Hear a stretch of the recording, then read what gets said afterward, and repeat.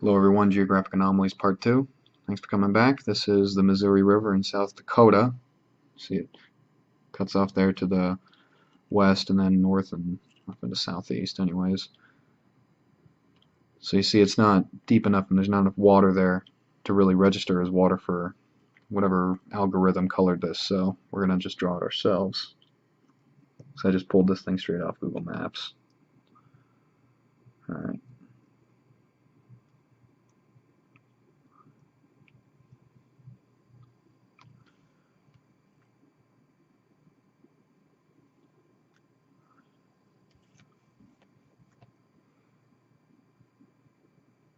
Okay.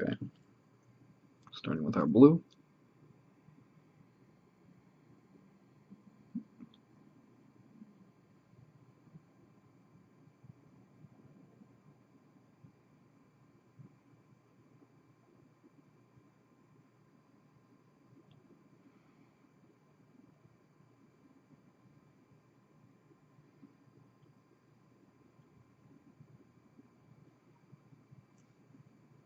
So there's blue.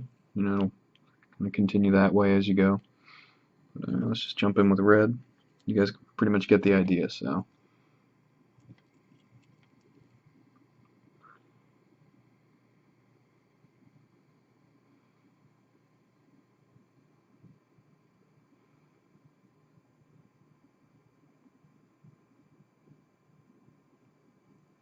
It goes all the way.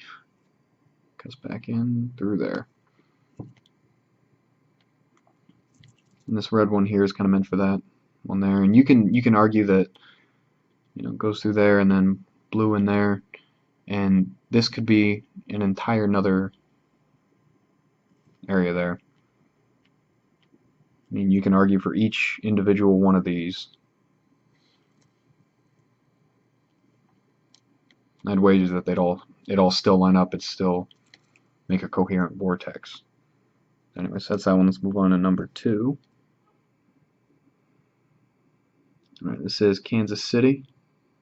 Everyone knows where Kansas City is. It's in Missouri.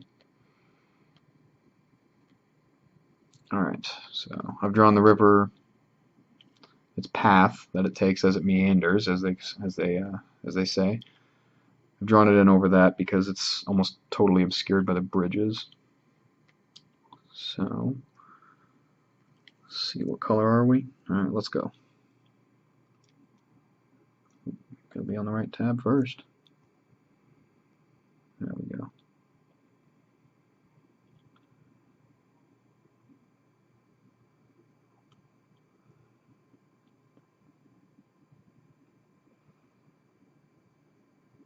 These little nodules here, whatever they were, they're their own lakes now, but they were part of the river.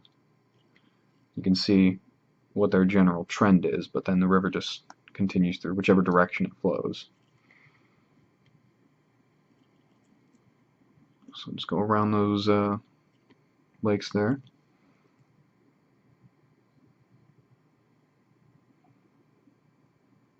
Around that one. And down there, and you carry it around that one too. And going with the blue.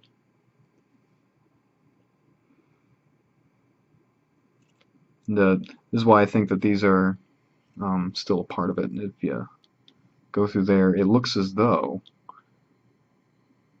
it did that number. Like whatever was the force that's going this direction, whatever was pushing that way, encountered a resistance around this area enough so much that made an instability. I guess if I try to pronounce it, it's diachotron, or someone will probably correct me on that one.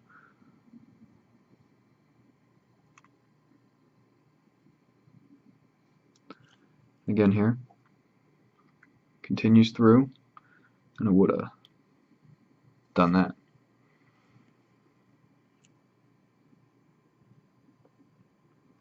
And you see here, little companion canyon, little extra reservoir there. Just goes past that. Instability.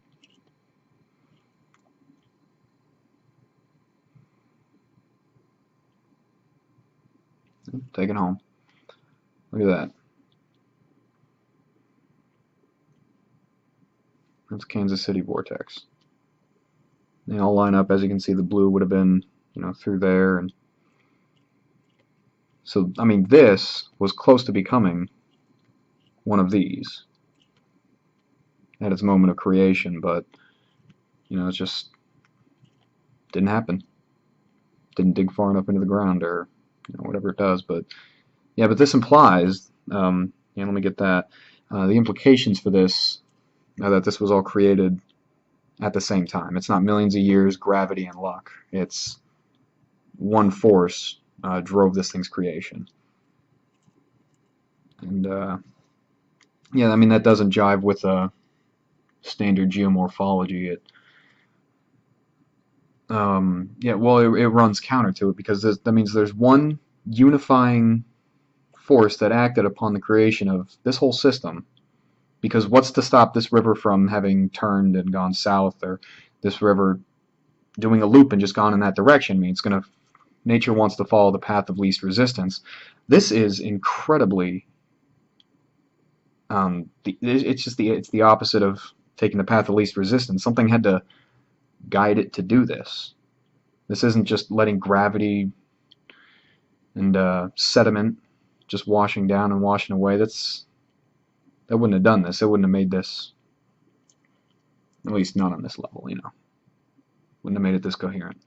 Anyways, thanks for watching.